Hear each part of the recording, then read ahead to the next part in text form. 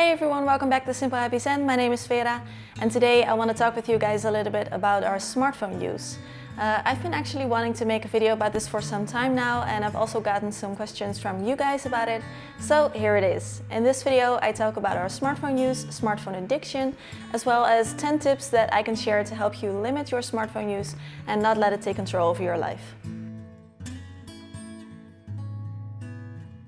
I want to apologize if it gets a little noisy sometimes in the background. They're actually doing construction in my neighborhood and they can get pretty loud sometimes. You know, what can you do? But my apologies if it gets a little noisy sometimes. So let me just start by saying that I am not above this at all. I actually have to be very mindful too when it comes to my own smartphone use if I don't want to become too attached or hooked. Especially now, I find with this channel, I always love it when you guys leave me comments. And I notice it has me reaching for my phone a lot more lately. Now don't stop leaving me comments. But just to say that I know what it's like, and I'd like to share some of my own tips that I have actually been using that work really well for me. We've all seen or been them, those people on the streets that are glued to their phone and not paying attention to what's going on around them at all. And most people actually claim that they need their phones instead of wanting them. And this has led to a term called Nomophobia, the fear of being without your phone. Now, I've done some research, and depending on the source, I found that we spend on average about 3 to 5 hours a day on our phone. So that's about 20% to a third of our wakeful time. And we are constantly engaged, and these numbers keep on increasing still.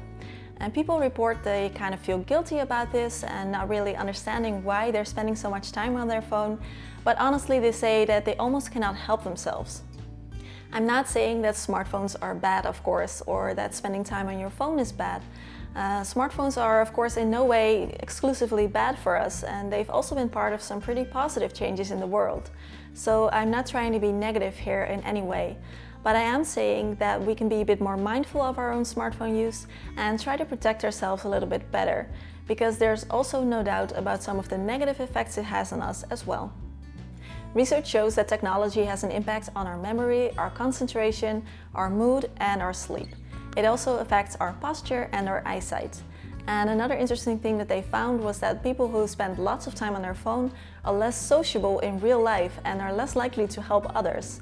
They feel like they're already getting their social connection fixed via their phone, and that's why they seek it less in real life. So why are smartphones so addictive? Now, there are companies that are working very hard to keep us on our phone, and they use neuroscience and artificial intelligence to try to make their apps more engaging and addictive to their users. And there's also something that every time we get a text or a like on Facebook or all those things, our brain releases a small amount of dopamine. And this is called a compulsion loop, and this is very much like any other kind of addiction. And it makes our brain seek that high over and over again. So what can we do about this? How can we still have a smartphone and enjoy all its benefits, but not let it take over control? These are my 10 tips.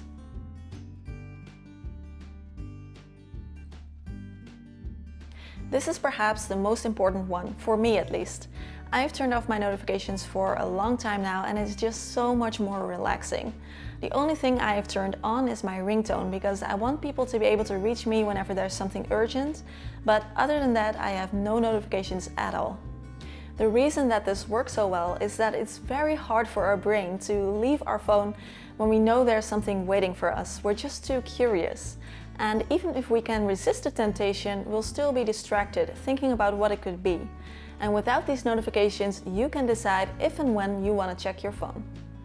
Another good tip is to turn off those check marks you get when you read a message, because then other people will also not be able to see if you've read theirs. And you will feel less like you have to answer them right away because they know that you've read it.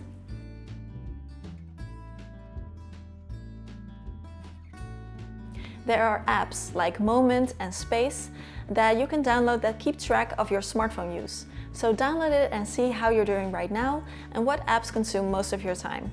This can be a big confrontation, but it might just be the one thing to get your motivation up. And you can also use it to set a goal for yourself, like only use your smartphone for an hour a day, and then keep track to see how you're doing.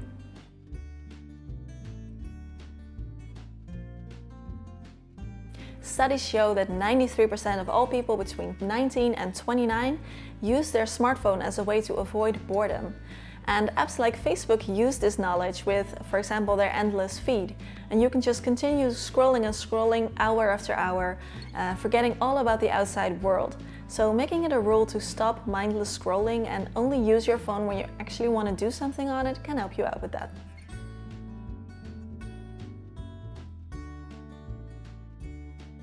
Which leads to tip number 4, find a distraction. Go do something else. Whenever you get the urge to grab your phone for no particular reason, find something else to do. Go for a walk, read a book, make a nice lunch, go clean something, anything. The urge will go away when you find something else to do.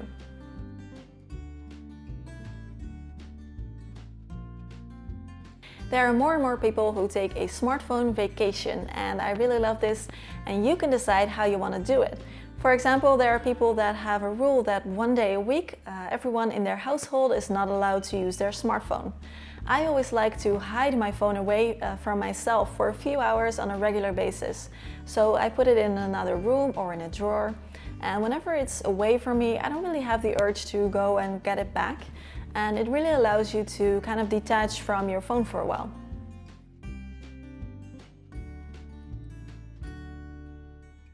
If you're checking your email often, then delete your email apps. Actually having to go to the browser to log in can seem like too much work, and you'll do it less often.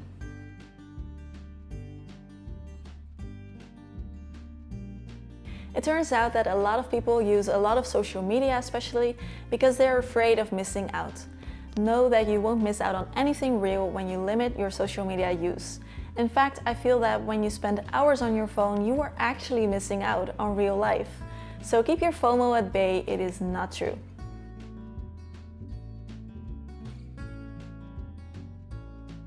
Make it a rule to not look at your screens outside. Instead, just look at everything around you, the buildings, the people, the scenery. Being glued to your phone outside is not only dangerous because of traffic, it is also antisocial.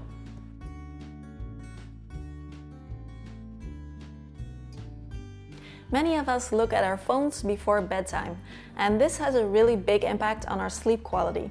My no screens before bed policy has really increased my happiness a lot. So at least an hour, preferably 2, before bedtime, do something else that doesn't involve a screen.